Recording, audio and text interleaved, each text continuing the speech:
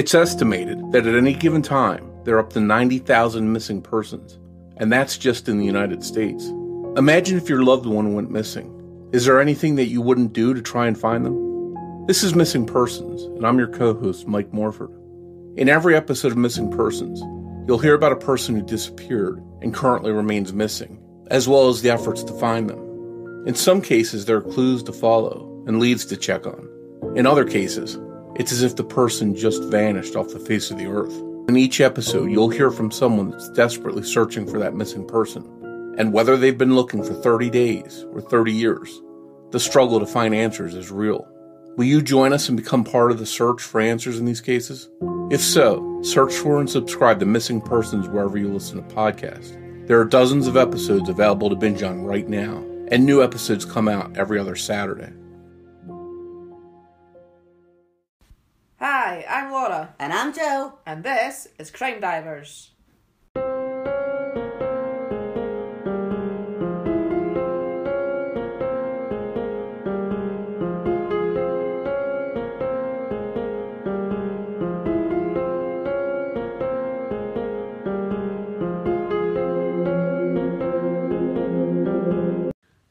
Hello everybody, welcome to today's episode. Hello. So, are you ready for another one, Laura? I am. What was this one called? Well... Why are you laughing? Is that a funny name? No, I don't have a name. I don't have a title. What you don't have a title?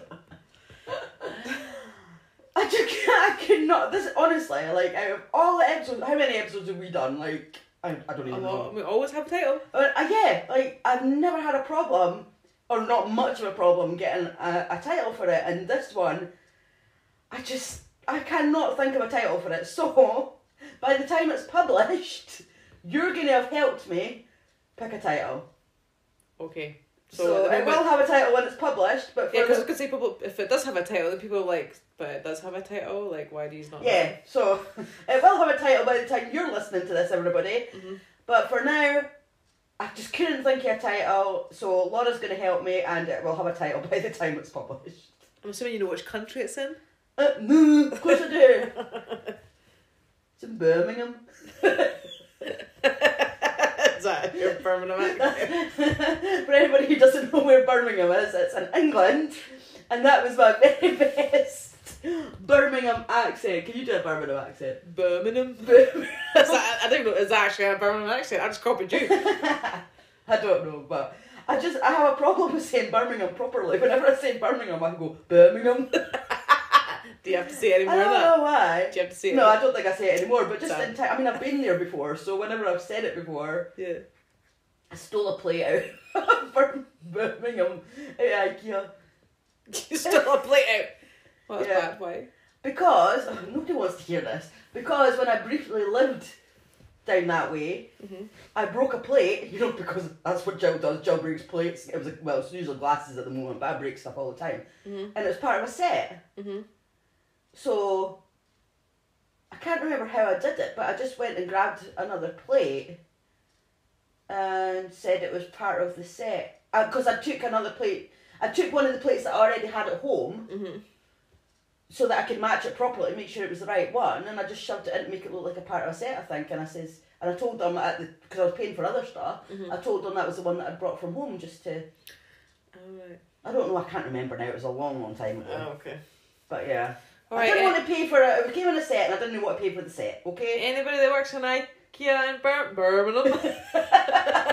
Then, thief over here. Well, they'll never find me, because I'm not telling anybody where I live.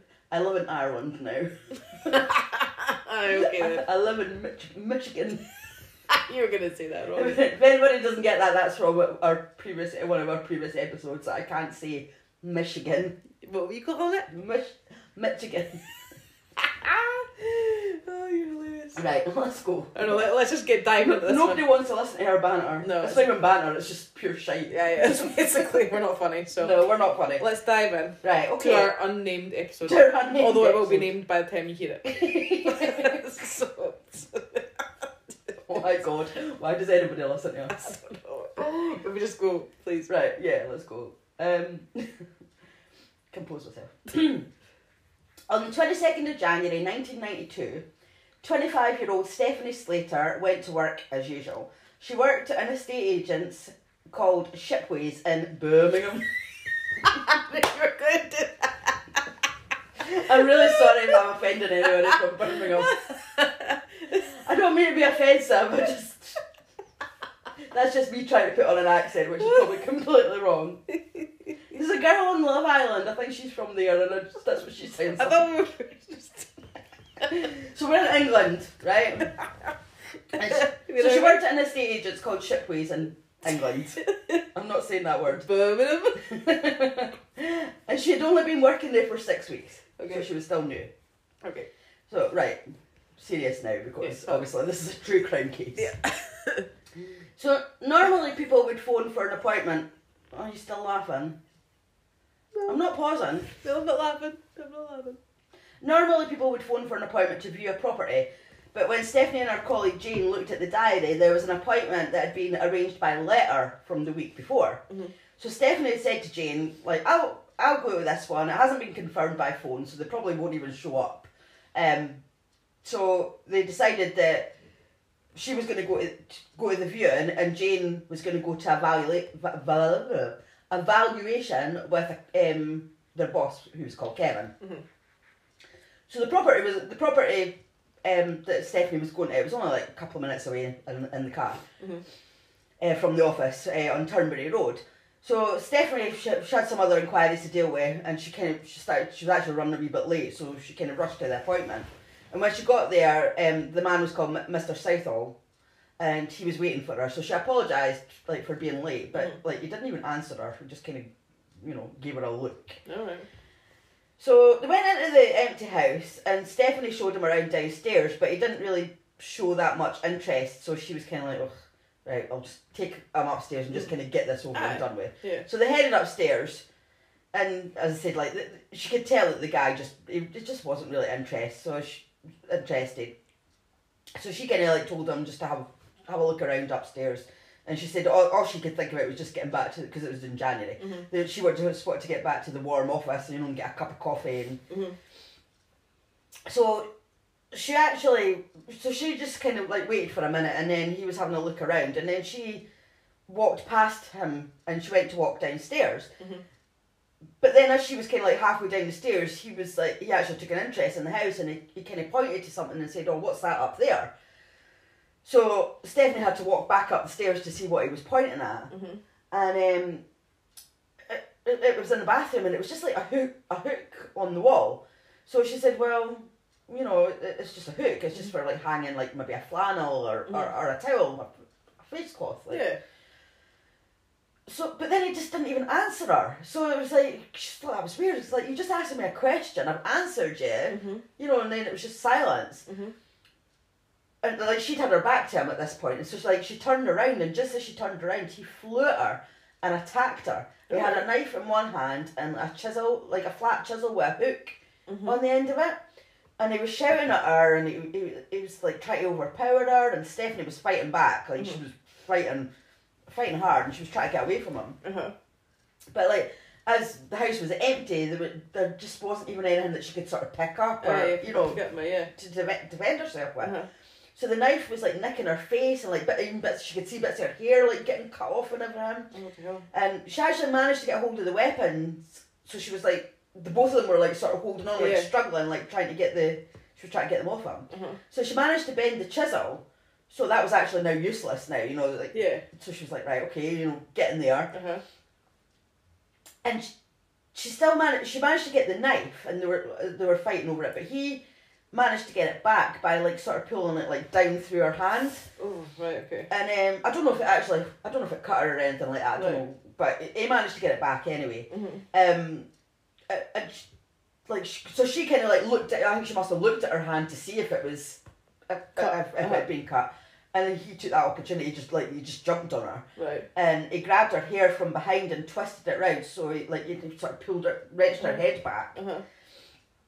And then he pushed her over the side of the bath, and he was shouting at her like to get her legs like in the bath. He was trying to like put her in the bath. Right. And she looked up and she could see a mirror. And in that mirror, like, she could see her face. All she could see was, like, her face and her neck. But the knife, she realised that he was holding the knife to her throat at this point because she hadn't realised until she, like, looked in the mirror. And he told her that he was going to slit her throat if she started screaming. Right. He then handcuffed her and then he tied, like, a noose round her neck. And then he asked where her car keys were. And she said that she'd left them downstairs in the hallway.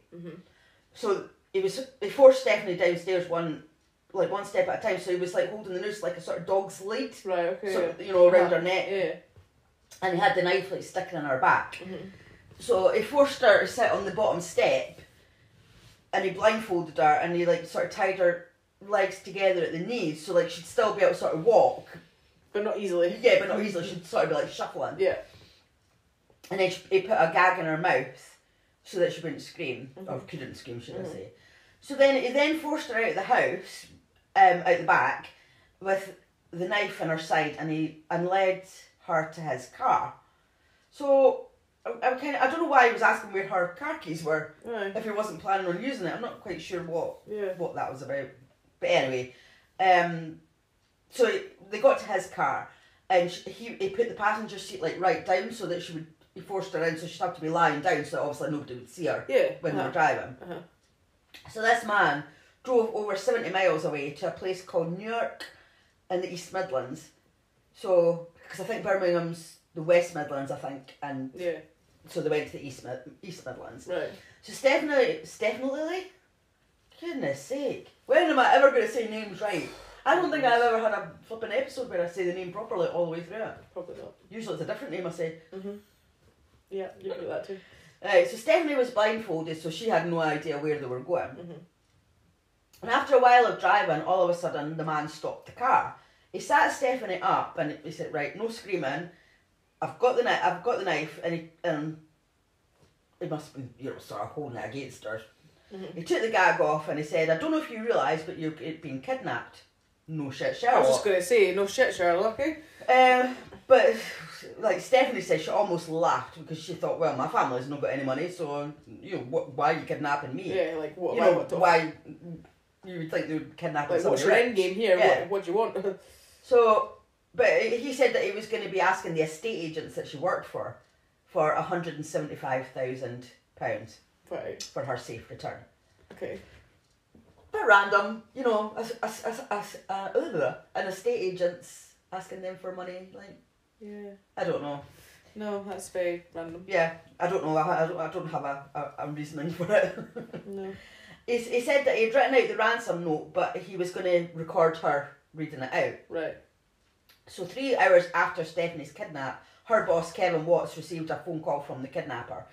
As with, any other kidnappings, he told him not to contact the police. And he was told to wait for a package. So he panicked and he phoned his boss. So his boss kind of said, "Well, this is bigger than us. Like we need to contact the police. Yeah, totally. We'll tell them that we've been told not to tell the police, and they'll handle it like secretly. Yeah, I'm sure they know how to do it, but they obviously don't know how to do it because 5 minutes after that call, uniformed police officers turned up at the house on Turnberry Road." Which is a bit stupid because the kidnapper could have still been there. Well, yeah. The kidnapper could have been watching the house. And, I mean, that could have cost Stephanie's life. Well, yeah. Like, he could have killed her. That's not discreet, is it? No, like, I just didn't understand that at all. Like, surely the police have training in this kind of thing. So, yeah, I would have thought that they wouldn't have done that. But luckily... she wasn't there. Like, they weren't there. They were, as I said, he was driving to the East Midlands. So, luckily... So after the kidnapper had called the estate agents, he had carried on driving, but then he stopped again and he asked Stephanie if she wanted a cup of tea and a ham sandwich. And you'll find this he sort of has a pattern of this through the rest of the rest of this episode as well. It kind of 1 minute he's been actually quite nice to her, but on the other hand he's obviously kidnapping her. So it's a bit strange. That's why I just kind of put that bit in there because I thought you would think if you were being kidnapped, you wouldn't be getting offered a cup of tea and a sandwich on the journey. Yeah, no, that's true. But meanwhile, the police were searching the house and they could see blood and evidence of a struggle in the bathroom. Yeah. And they could see that Stephanie and the kidnapper had left through the back French windows. So, of course, by now they had to let Stephanie's family know what had happened. So 2 officers went to her house to tell them. And by now, so by the time they'd done that, the kidnapper had stopped at his final destination, where he was taking her. So he dragged Stephanie out of the car and told her not to scream, but not that anybody would hear her anyway, so that was obviously indicating that they were in the middle of nowhere. He shuffled her across a gravel driveway, and Stephanie heard him pulling open a very heavy sounding metal door. He led her in. The ground was cobbled stones and they were inside a warehouse. It turned out it was sort of like a workshop kind of thing. I'll explain later. Aye. So he took her through the back and he sat her on a chair and tied her with a rope to the chair. And he then went behind her and took out her ponytail, and then he was running his fingers through her hair. That was creepy. Yeah, that just gives me goosebumps. And then he told her to take her clothes off and that he had clothes for her to change into. Right. She refused, and he got angry and said to her, quote, "What about Susie Lamplugh?" End quote. Do you know who that is? No. No. For anybody who doesn't know who Susie Lamplugh is, she was also an estate agent. Right. And in 1986, she went missing. She had gone to show someone a house, and never been seen again. Right. Okay. What? And still we still don't know what happened to her. I was actually going to do a case about Susie not that long ago. And when I started researching this, I was like, this is a bit like Susie Lamplug's case. But yeah, she's I think Susie, I'm not sure she's been officially declared dead, but I think she's presumed dead. Right. Because, you know, that was 1986, so that was a long time ago. And they have had suspects, but nobody's been arrested for it. Okay. Or nobody's been charged with it, should I say. Yeah. So Stephanie knew exactly who Susie was. Yeah. And although she didn't know what he meant by that remark, she assumed that he was just trying to frighten her. And he did, she was terrified, because obviously she's thought, well, wait a minute, Susie's never been found, so, you know. Am I going to have the same fate? Yeah, is this the same guy that did it? You know? Definitely. So he threatened her with a knife again, so she took her clothes off. He then grabbed the chain on the handcuffs with one of his hands, and he pulled her hands above her head. He said, "Right, you're lying back." And he put his other hand on her chest and pushed her hard onto a mattress, and then he raped her. And whilst doing that, he kept biting her, on her face and her neck, her chest, her shoulders. But she actually kind of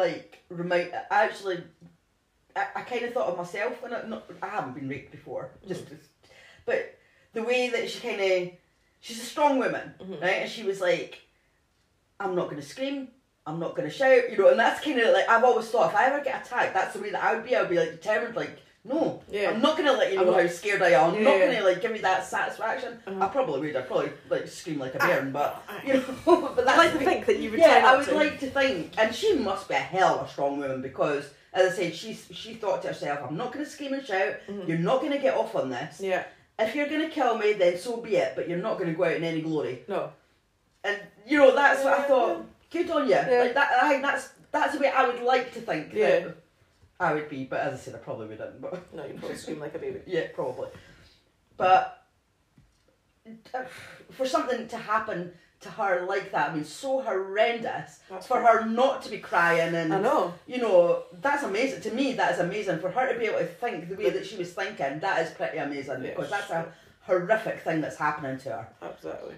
But once he had finished, he wiped Stephanie's whole body with a damp cloth and then he gave her men's clothes to wear. And he said that won't happen again, not that it was much. So he did that to her and then he insulted her by basically saying it wasn't very good, which is absolutely disgusting. No. Twat. Yeah, that's just not. No. So Stephanie said that rape changed her. She wasn't scared anymore because she just felt so dead inside. That's horrible, isn't it? That's awful. And he couldn't do any more to hurt her. She just didn't care anymore. She was like... Yep, she's already endured that, so...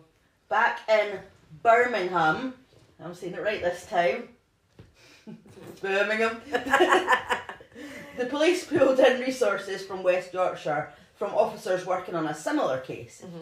They went to the Royal Mail sorting office to search for the package that the kidnapper said that he had sent to the estate agents just to try and get a wee bit of a head start and just and get on it accept as soon as possible. Mhm. So they found it within 14 hours of Stephanie's kidnap, and inside was a tape recording of Stephanie's voice saying what the kidnappers' demands were. And there was also a letter stating what the demands were as well, which was £175,000. Yeah. I don't know if there's anything else. Right. Now the kidnapper, he had now constructed a makeshift coffin for Stephanie. He had a green wheelie bin, and for anybody that's not in the UK, because I don't know if they have them in other countries, but that's where we put our household rubbish. Yeah. Inside it, it's just a big green bin that you can wheel. So why it's That's called a wheelie bin? I don't actually know what kind of rubbish. What do they have them in other countries, or is it just us? They have bins. I remember they're just not green. Well, obviously they have bins, but like sort of wheelie bins. Basically, your rubbish bin. You're out for your rubbish. Anyway, for anybody who doesn't know, there you go. That's what it is. So, but he laid that down on the ground, and there was like a box inside it. So he said to her, "I hope you're not claustrophobic," and she just shrugged her shoulders and said no, because she said she just didn't care if she lived or died anymore. The kidnapper told her that she had to get into the wheelie bin like a sleeping bag, so you have to sort of get in and sort of shuffle your way down. And he was like pushing her in, but she got like halfway down and couldn't get any further because it was too narrow. And she told him it was too tight, and he's like, "Well, that's rubbish," because he had tried it earlier and he had got in okay. So he just basically rammed her in. So that's how tight this must have been in this wheelie bin, this like coffin. And it just sounds horrendous. I'm thinking like a wheelie bin, and like we're like well taller than a wheelie bin, so she must have been like. She must have been like crouched right down. Yeah. It's not going to be like the full length of her, so. No, because a wheelie bin. It probably comes up to like your boobs or something, maybe. Yeah. Well, depending on how tall you are, obviously. Certainly not over your shoulders. No, like it wouldn't.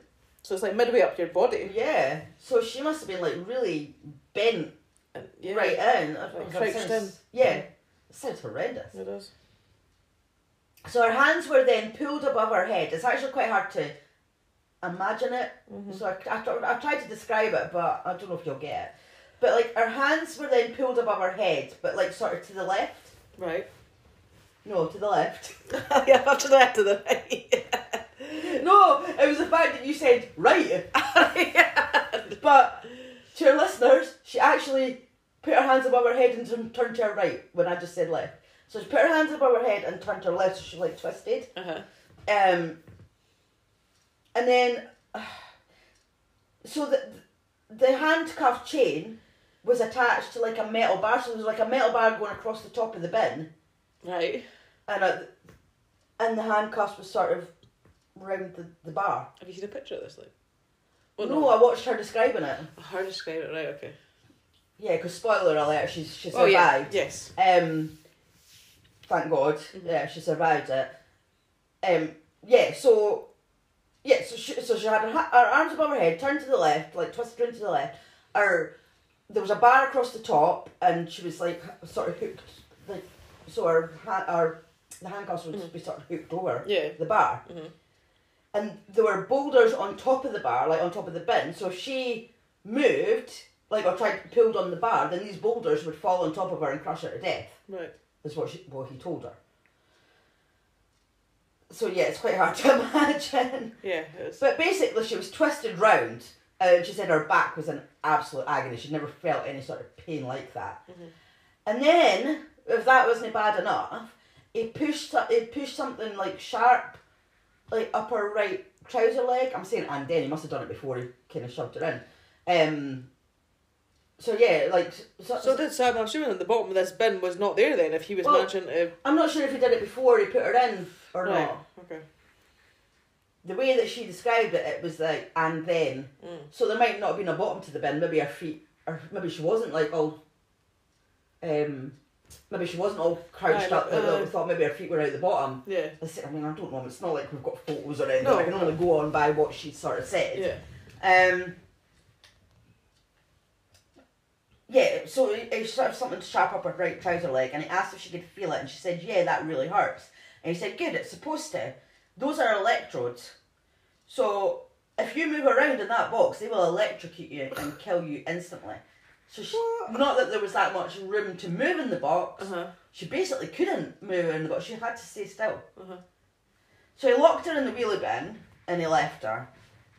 And as I said, like, she had to stay as still as possible, otherwise she could die. So she must have been Terrified. oh my God, I can't even imagine how I scared. don't know about you, but like if I'm somewhere where like for some reason I can't move like easily, like I get all like funny feeling and I horrible get all feeling. panicky. Yeah. And that's probably claustrophobia. That's probably what that is. But it's, no, but even just sometimes like if I'm lying in bed at night, and I just like I need to move, and I like to not be able to move would be horrible. Like I feel if I'm lucky that I can move, but if I couldn't move, the feeling that I started getting, the feeling I started getting is horrible. So to not actually be able to maneuver yourself out of that horrible feeling, that would be awful. That would be like that would probably one of my worst nightmares. Yeah, I mean, like, I'm claustrophobic anyway, so I just couldn't imagine. But the same as you, like, even if I'm not got anything, like, sort of over my face or anything like that, if I was in a position where I couldn't really move very easily, then I would be the same as you as well. I'm, like, not having that freedom, like, that would... But that's what I'm saying, like, even lying in bed at night, if I'm just in a position for such a long period of time, my body starts going a bit funny, so I know I need to move. But imagine if I couldn't move when that feeling starts, that would just be horrible. Just, no. No. She must... I can't even begin to imagine how she must have felt. No. As I said, she must have been a hell of a strong woman. Oh, definitely. Or just in complete survival mode. So, as police tried to decipher the ransom note, they called for an immediate media blackout as they couldn't resist agitating the kidnapper. And another concern was that there were some similarities in the ransom note to the crime that the West Yorkshire officers were trying to solve. So they were the West Yorkshire officers, they were dealing with the murder of a woman called Julie Dart in July 1991, so that would be the year before. Right. She had been kidnapped, but she was murdered when she tried to escape. They had received a ransom letter in that case, and they were like the same spelling mistakes in words, and just the way it was written as well. It was like the way that it was written was like really similar, so it was thought they did believe that this could be like it was very quite likely that this could be the same man that had kidnapped Stephanie. So obviously that made things even worse, because they're like, well, at first it was a kidnap, but now there's a possibility. I mean, there's always been a possibility that she could die, but the fact that if it is the same man and he's killed before, then obviously, you know, that made the case even more urgent. So the police had to carefully decide their next move. So the kidnapper, he wanted Stephanie's boss Kevin to be the courier and to drop the money off. But of course, the police needed to keep both Kevin and Stephanie alive, so one wrong decision could just been fatal. You know, totally. They had no leads on where Stephanie was, and she'd only just made it through that first night. She was going into hypothermia.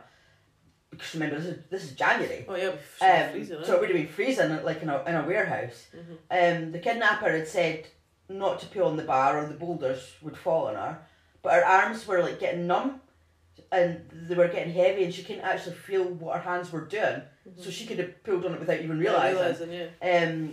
So she was actually lying there, and she had her thumb on her chin to like hold it up. And her whole body just went numb, and she couldn't feel a thing. And then she started shivering, and her body kind of dropped.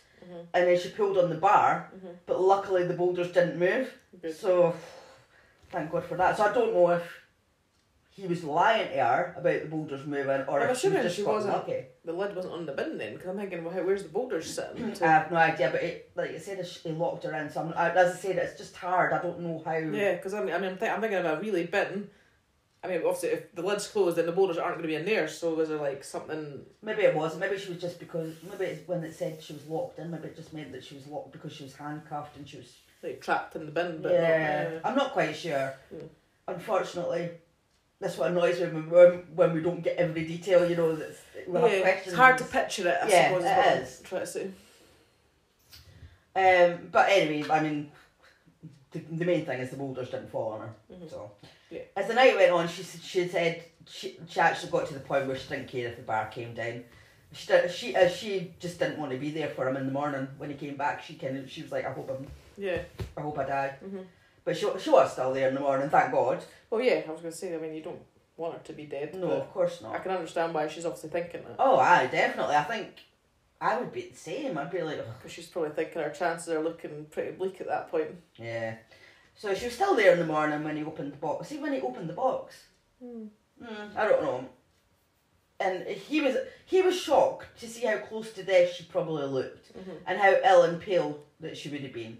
I mean, what did you think? You left her in a box in a freezing cold warehouse thing. What did you expect? Oh, no. In January. So he had to like pull her out the box because she was numb and she couldn't feel her body. She couldn't move, and he had to carry her to the chair, and he gave her a cup of tea. And he said, "So you can't move your arms at all?" And she was like, "I've been frozen in that box like all night."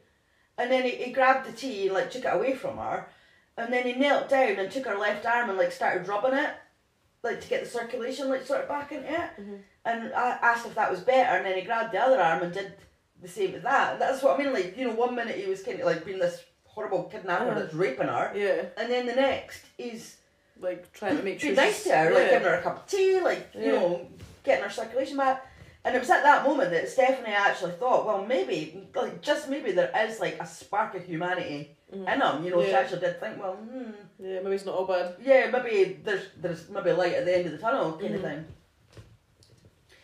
So the police, they had placed listening devices on the phones at the estate agent's office and at Stephanie's parents' house for when the kidnapper got back in touch. So 5 days after the kidnap, he phoned her parents. So he had recorded Stephanie's voice and he played that down the phone, so I obviously didn't let her speak to him. So I'm not sure if this is the whole recording or not, but I'll tell you what I've seen that she said. So it was, "Hello, it's Stephanie here. They have allowed me to send a message to you. Just to tell you, you know, just to tell you, I think it's just to let you know that I'm all right, but I've said tell instead of let." "Just to let you know that I'm all right and unharmed. I hear that West Bromwich Albion lost yesterday to Swansea 3-2. Obviously, Ted doesn't know that's football. Yes. So, and she was obviously doing that because to let them know that she's still alive, basically, that she knows the football score. So it's like a recent recording. Yeah, so it's a recent recording. "I want you to know that I love you. I'm not to say too much, but whatever the outcome, I'll always love you. Look after the cats for me." And, you know, I mean, by letting them know the football score, it's obviously to say, I am still here, I'm still alive. It was only yesterday. So with 2 phone calls, a tape and a ransom note, the police understood this man was to be taken seriously. So there was now an increasing pressure put on Kevin Watts, Stephanie's boss. And an officer started to prepare him for the drop, but it had to be him. Meanwhile, back at the warehouse, the kidnapper was sometimes nice to Stephanie, as I said earlier. And at one point, she actually made him laugh, because obviously she's treading on eggshells round him, and, you know, she's trying to sort of, just be nice to him, really. Bring out a good side of him. Yeah, just not annoy him or agitate him. And after he finished laughing, he said, "I'll have to get rid of that now." And she was like, "What?" And he pointed to the corner of the room and said, "I've got a bin to take your dead body out." So it looks like, according to him anyway, he was planning on killing her. Oh, right, okay. But because she made him laugh, and he kind of thought, "Oh, well, you know, I quite like you, so I'm not going to kill you now." Oh, right, okay. I mean, that's... Well... Imagine knowing that you were that close to being murdered. I know. Oh. Thank God she made him laugh. Yeah, I know. And if that's what's done it, anyway. And she reached out for him, because remember, she was blindfolded this whole time. The whole time that she was there, she was always blindfolded, even when she wasn't in the box. Right, okay. And having her cup of tea and all that, she was, or something to eat, she was always blindfolded. Right. So she reached out for him and gave him a hug. And she said, "You're not going to kill me now, are you?" And you know, she was crying, and because she was kind of relieved, because she was like, "He's not going to kill me." And he gave her a hug back. Really? So, yeah, that's what I mean about him being a bit a strange kidnapper, you know. Being quite brutal at one point and then hugging her and... Yeah, it's a bit strange. So, after a week, the kidnapper made contact again with the estate agents. So he called Kevin and asked if he had the money for the following day. And he said, yeah. Kevin said, yeah, I'm getting it. So the kidnapper gave him the instructions of where to drop it off. So when he got back to the warehouse, he brought in a mattress and a little while later he brought in another one, which I'm kind of a bit confused because there was already a mattress there from when he had raped her, so it ends up there's two mattresses there anyway. Okay. One was for Stephanie to sleep on, and he was going to sleep on the other one, so she was not having to sleep in the box, and they were having a sleepover. Like, this guy's... Yeah, it's very strange. What did he expect, really? I don't know. Well, I'll tell you what he expected, actually, because he said to her later that night, if I was to ask you to do what happened on the first night, what would you say? So, of course, he was referring to the rape. Mm-hmm. And she said, well, I'd ask you not to ask that of me, because I don't want to. And he said, that's all right, I just thought I'd ask. Right. So the way I thought about it was, so he raped her, but is he not seeing that as a rape? Yeah, like... just saying, what would you say if I was to ask you to do it? Yeah. Like he wanted them to have some kind of... So it's as if he wasn't seeing that as a rape. Like, did he see that as consensual? Like, that's... I mean, surely he must have known that wasn't consensual. Unless he didn't that time, but maybe he wanted to do it again and he was trying to seek her consent this time. Yeah, it's just... But then it wouldn't be the same. It wouldn't be asking her what happened, because if he was seeking consent this time, then it wouldn't be rape, and it was rape the last time. So, you know what I mean? I don't know what he was expecting with that. No, me either. Oh, and I realised that I didn't say it earlier. Duh. Yeah, you know how I said she was being kept in a warehouse? Mm-hmm. That was actually where he worked. That was his workplace. I forgot to say that. So where was everybody else that worked in there then, or did he work? Well, it was his own business. Right. And he owned a tool repair shop. So I think he just worked there himself. Oh, right. So Stephanie was in the workroom, the back bit of the shop, and he was out working in the front of the shop so she was getting kept in the back, and she could hear him while she was kept in the box. She could hear him serving customers and like the phone ringing and the till, the noise that a till makes. Like he was just basically getting on with his work day, and he had a prisoner out in the back. Oh my god, that's wild. I know, and like sometimes even his wife, I forgot to mention he was married. Right. But sometimes even his wife would pop in with his lunch. And he had a prisoner in a makeshift coffin in the back in the back room. But how mad is that? Like, but then sometimes all these kidnappers, killers, rapists, whatever, they all seem to do things normally. Do you know what I mean? There's always a sense of normality somewhere in their crime, whether it be after they've killed or as they've kidnapped or whatever. There's a part of them that's like they just carry on as normal. Yeah, they don't. It's like as if they're not doing anything wrong or have done something wrong. It's just like I was carrying on with my day. Because that's what he was doing. He was just getting on with his life. He was still going to work every day, opening up his shop. And like she said, she did think about screaming, like when she could hear people in the shop, but she thought that what if he heard her but the customers didn't? Yeah. That could cost her life. Yeah. So I think the way she just thought was that hopefully this ransom's going to go through okay, and eventually I'll just get released. I'll get released, which is totally understandable. Yeah, totally. So 8 days after the kidnap was the day that Kevin had to make the drop. At 7 p.m, Kevin was told to go to a railway station, and he was to go into the kiosk and inside the entrance, and he would receive a phone call. So he was going into like phone boxes. Right. So he got a message, and then he had to go to another phone box, and then he had to go to another one which was in Sheffield. So basically the kidnapper was just trying to if the police were involved, he was just trying to shake them off. He was making Kevin go to all these different places, try and shake the police off. Yeah, because that's what always baffles me about like ransoms and stuff like that. So if the kidnappers, and they're always saying like, you don't phone the police, and then they get you to go to obviously do like a drop or whatever. But to me, I'm thinking, surely these people have phoned the police, and they're not going to make themselves aware that there's a police around. They're just going to be like blended in. At any point, the minute I go and get the package, they're going to swoop in. I would just think that, like, because that's what happens. Kidnappers are just stupid then. Because do they really think that the police are not going to be involved? I wonder how many people have actually kidnapped somebody and got away, like actually got the money and got away with it. Well, that's what I mean. I just don't get that, because to me, not many people would do that. I think most people would involve the police at some point. Maybe not initially, but and then they're not going to drop like especially when it's a shitload of money that they probably haven't even got. Exactly, because it's always like the police will like get you the money or whoever they get to make it look like you're doing it. I just don't get it. No, I don't how they think that they're going to get away with that. That the person's just going to drop off the money, they're going to pick it off, they're going to wander off and walk away. Yeah, and being maybe the family or whatever of somebody of a victim, like I would be phoning the police because I'd be like, well, no, I'm not going to give you money because what if you don't give me my loved one back and then you ask me for more money? Yeah, exactly. They must know that most people are going to get the police involved. They're just stupid. They obviously just think that they're better than everybody else and that they're the ones that are going to be able to get away with it. They obviously just think a lot of themselves. Must do. Or they're very, very brave and stupid and naive and whatever else you want to call them.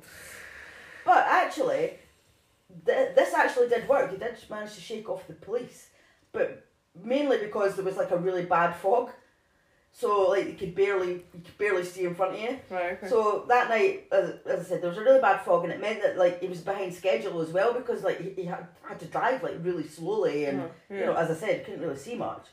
So he got instructions to go to this lane, wherever he was. I don't even know where he was by this point. So, and he got to the entrance of this lane, and he saw a sign. Did you just bite your nail there? I heard. You're a bit delayed in the fucking reaction. I know, because it just kind of came to me. I was like, I heard a noise, and then I just realised what it was. How rude. So he saw a sign saying Shipways, which was the name of the estate agents, with an arrow pointing which way to go. So, but Kevin was panicking. He was alone. He had no idea where he was by this point. And he was in the dark, foggy night. He was scared that the kidnapper was just going to pounce on him and take the money and kill him, and then kill Stephanie afterwards. So he got halfway along down the lane, and he saw like a traffic cone, and the instructions were to swap the money from his bag into a bag that was there waiting, obviously, because in case there was some tracking device or something, I'm assuming. So he put the money in the bag, and he put there was like a box on a wall. So he was totally unaware, but it was actually there was a 60-foot drop on the other side. He was actually on a bridge. Oh right. But that's where he was to leave the money. So he left the money there, and he drove off. He just started to walk. Well, he was down a lane, so he just kind of ran away, towards, assuming his car, because as I said, he didn't care where he was. It was pitch black, foggy. But the kidnapper, he was actually just below the bridge. Right. And he had I think it was like a fishing line or something attached to the box, so he could just pull the box down. Right. Okay. And the money would fall down to him. And he'd actually driven there, but he had his moped in the back of his car. So he left his car and drove off on his moped. Right. And this was actually, I don't know, as I said, I don't know where it was, but it was 50 miles away from where Stephanie was being held. Right. But he had told Stephanie that he would be back by 9:30 p.m. But as I said, because Kevin had been running late because of the fog. So when he didn't return when he was supposed to return, she actually thought that she'd been left there to die.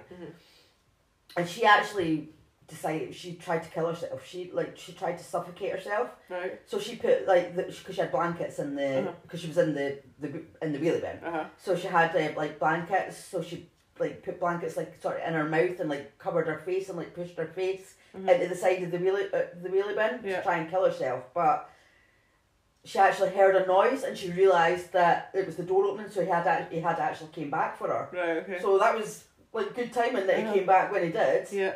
And he let her out. So he took her to the car and he said he was taking her home. Right. To make sure that she got there safely.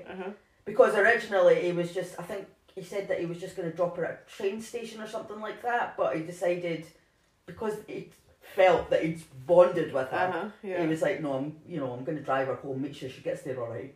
Really? So he did. He actually drove her right to her home, dropped her right outside the house, and he drove off. So obviously she just ran up to the door and because it was her mum and dad, so she lived with her mum and dad, and she was just hammering on the door. And can you imagine that, being the parents and your daughter's just back? Wow, that'd be amazing, for them. Yeah. So the police launched a nationwide hunt to find the kidnapper, and they still believed it. They believed it was the same guy who had killed Julie Dart, and that it was the same guy that had also attempted to defraud British Rail. Oh right. don't know the story to that. Right, okay. Because I just thought, well, that's a different story. Yeah, fair enough. So they got as much information as possible from Stephanie. And they also had information from witnesses who had seen him at the house when he'd been waiting for Stephanie to turn up. And they had like artist impressions. So they put all the pieces together. And 3 weeks after Stephanie's kidnap, the police appealed for information on the TV show Crime Watch. Mm-hmm. And they played his voice because they obviously recorded it when he'd phoned. Uh-huh. So they played his voice on Crime Watch, hoping that somebody would recognise it. Mm-hmm. So a lady called Susan, she called the information line, and she'd been following the story, and she had a feeling that this man could be her ex-husband, Michael Sams. Right. So officers went to his house, but he wasn't there. His wife Tina was, and she said that he'd be back at 5 p.m. So they asked where he was, and she said that he was at work. So obviously they asked where he worked. Uh-huh. He worked at the Swan and Salmon Yard, which was 10 minutes away. And the officers said that they knew as soon as they walked in that door that they'd got the right guy because Stephanie had described the place so well. But I was kind of confused because they'd said that Stephanie was blindfolded the whole time. Unless she wasn't. Well, she described the place, so She must have seen it. I mean, she could describe such things as hearing the door open and the gravel and things like that, like hearing. Maybe the outside she'd saw before she went in. I don't. Well, no, because she was blindfolded in the car. Oh yeah, that's right enough. So I'm not. That's just a minor detail. I'm not sure, but they knew that they'd got the right guy. Right. And as soon as they said that they had questions about Stephanie, he confessed to kidnapping her. So in 1993, 50-year-old Michael Sams was given 4 life sentences. He was found guilty of blackmailing British Rail. Again, I don't know why. Guilty of murdering Julie Dart. Mm-hmm. And kidnapping and imprisoning Stephanie Slater. He attacked a female probation officer when he was with a metal spike when he was in prison, so he got an additional 8 years for that. Right. Lovely guy. Uh-huh. And unfortunately, Stephanie died on the 31st of August 2017. She was 50, she had cancer. Oh. I know, after going through all that, and she survived. I mean, like as I said, she seemed like such a strong woman, and to get through that and for her to die when she was only 50, that's no age. Yeah, and Michael Sams, he's still in prison. Mm-hmm. And it was suggested that he killed Susie Lamplugh, remember the other estate agents, but that's been dismissed by the police, so he must have had alibis or whatever, but apparently it wasn't him. But I don't know if that maybe inspired him because Susie Lamplugh was an estate agent and went missing, I don't know. Yeah, maybe. But there's still no reason. I don't know why. If you're looking for a reason, I can't get it. Yeah, I was going to say, we still don't know why. I don't know why he targeted an estate agent. I don't know why he targeted that particular estate agent. I don't know why he even wanted the money. Why? What? I mean, he don't, because he got found guilty of blackmailing British Rail. He was trying to get money out of them. But I don't know what for. I mean, I think he was unhappy in his life. He'd been happy before. Apparently, like he was a hard-working man, all the rest of it. And apparently he lost one of his legs. And after that, I think he became quite bitter and maybe feeling like the world kind of owed him something. I don't know. I mean, I've never read anything about why he did it, or as I said, that particular company or anything like that. But I'm glad she's arrived at it. But like again, she'd only been working there for 6 weeks, so. And again, it could have been the other woman that went. Oh yeah, she'd went. Yes. What if it been the guy? Because Kevin, because there was Kevin. I think there was maybe other people there as well. But as in my research, there was only Kevin, Jane, and Stephanie. Yeah. So what? I mean, would you have kidnapped Kevin to try and get the money? Well, I don't know. Probably not, because he probably would have been like, well, I don't know if I can overpower. Unless he had made various appointments to different places and. He was just waiting for the ideal candidate to come in and take his opportunity, maybe. Yeah, because he could have turned up to other house viewings and just said, "Oh, no, I'm not interested," and that would have been that. Yeah, I don't know, but so that was the horrible man, Michael Sams. Well, he wasn't very nice, was he? No.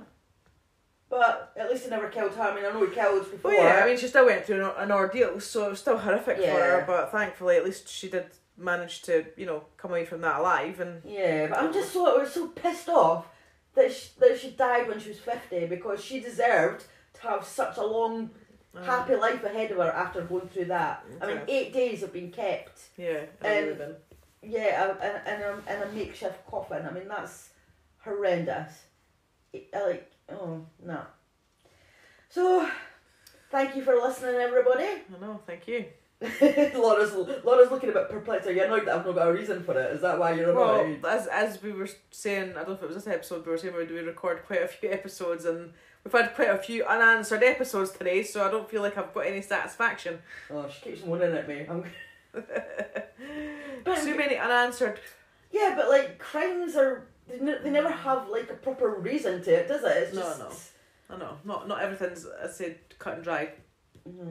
So sorry. So next one I'll try and find one that's got a bit more answers for you.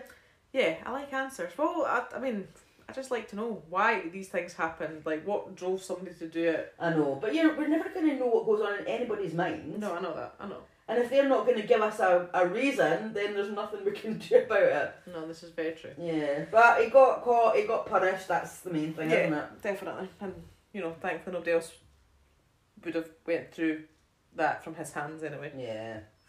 So thank you for listening. Everybody else just switching the laptop off there if they heard that noise. Yeah. Thank you for listening, and if you want to follow us on any of our social media platforms, if you want to join us on Patreon or buy us a coffee if you'd like to support the show financially in any way, because obviously we don't get money for doing this, I will put our information in the show notes. And also, if you do like listening to us and you want to carry on listening to us, please don't forget to subscribe, rate, review. Thanks for listening. Bye. Bye.